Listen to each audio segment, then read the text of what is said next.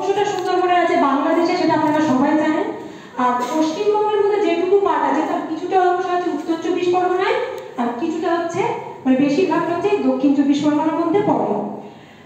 এই দক্ষিণ 24 পরগনার চারিদিকে নদী দ্বারা ঘেরা, যেটা হচ্ছে গঙ্গা একটা সাইড যদি দেখেন, আপনি যদি দেখেন মানে এটা যদি ভাগ করা হয় মানে দক্ষিণ 24 পরগনা দেখা যাবে পশ্চিম প্রান্তটা হচ্ছে পুরো গঙ্গা থেকে ঘেরা, মানে বর্ডার করে দিয়েছে যেন, মানে গঙ্গা নদীটাকে যদি দক্ষিণ 24 পরগনা আড়াআড়ি চিড়ে দিয়েছে। ওদিকে পড়বে মেদিনীপুর, ওদিকে পড়বে হাওড়া, বুঝতে পেরেছেন? আর এই সাইডটা হয়ে গেছে দক্ষিণ 24 পরগনা। এবার আসি আরো একটি দক্ষিণ 24 পরগনার বৈশিষ্ট্য হচ্ছে এই জেলা হচ্ছে শহর লাগোয়া একটা জেলা, মানে এটাতে আপনি একদম ইন্টেরিয়র মানে যেটা বলা হয় গ্রাম পাবেন, আবার শহুরে একটা গ্রাম পঞ্চায়েত পাবেন যাকে দেখলে মনে হবে এই মিউনিসিপ্যালিটি।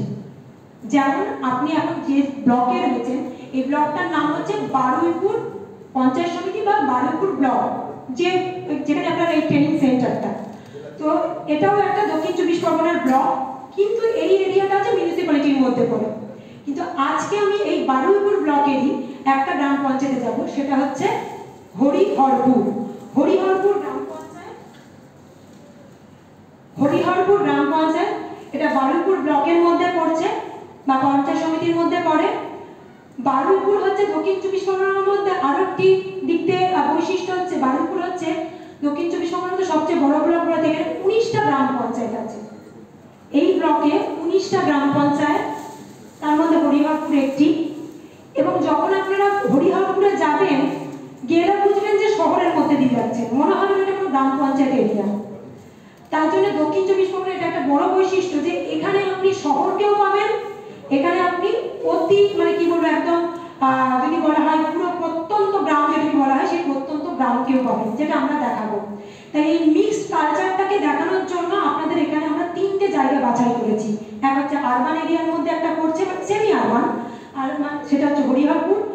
লাস্ট দিক নিয়ে যাবো যেটা মাঝামাঝি, না গ্রাম না শহর, সেটা হচ্ছে জয়নগর 2 ব্লকের মধ্যে পড়ে ফুটিগোলা গ্রাম পঞ্চায়েত। আর কালকে যেটা নিয়ে যাবো সেটা হচ্ছে একদম প্রত্যন্ত জায়গা, সেটা হচ্ছে রাঙাবেরিয়া।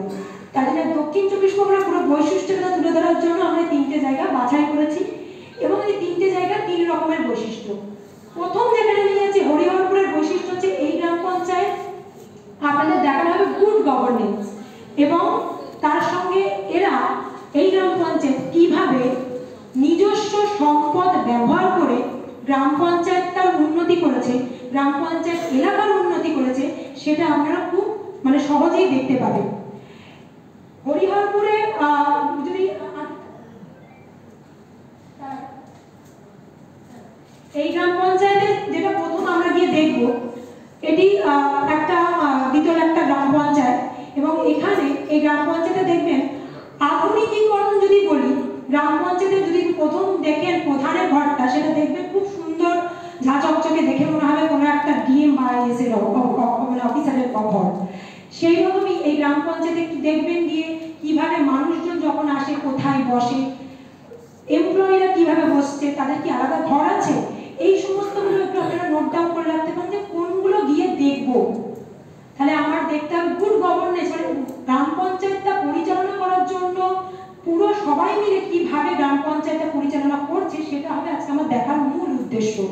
তাহলে দেখবো কি গ্রাম পঞ্চায়েতে কিভাবে পরিচালিত হচ্ছে, প্রধান কিভাবে আছে, উপপ্রধানরা এবং সমস্ত মেম্বাররা কিভাবে থেকে কোথায় বসে, কোথায় মিটিং হয়, সেটা সবার মধ্যে আন্তঃসম্পর্কটা কেমন, প্রধানদের মানে মেম্বারদের সাথে এমপ্লয়ীদের আন্তঃসম্পর্ক কেমন সেটা দেখবো, মানুষ এলে কোথায় বসে সেটা দেখবো,